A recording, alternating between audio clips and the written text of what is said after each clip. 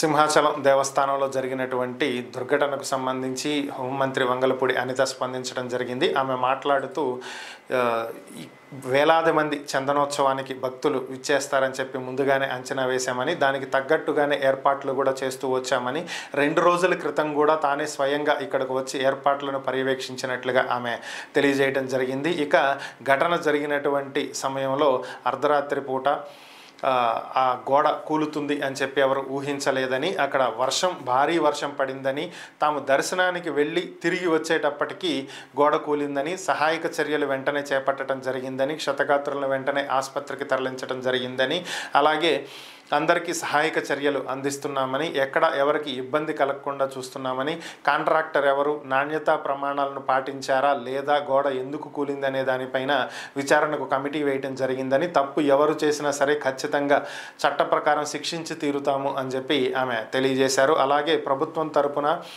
మరణించినటువంటి వారి కుటుంబాలకు 25 లక్షల రూపాయల ఎక్స్గ్రేషియా, అలాగే ఎవరైతే గాయపడ్డారో వారికి 3 లక్షల రూపాయల చొప్పున చెల్లించమని చంద్రబాబు నాయుడు గారు ఆదేశాలు ఇచ్చినట్లుగా కూడా ఆమె తెలియజేయటం జరిగింది. దీని మీద పూర్తి విచారణ అనంతరం బాధ్యులను శిక్షిస్తామని, ఇలా జరుగుతుందని ఊహించలేదని, ఈ దుర్ఘటన జరగటం అనేది బాధాకరంగా ఉన్నటువంటి అంశం అని చెప్పి అనిత తెలియజేశారు.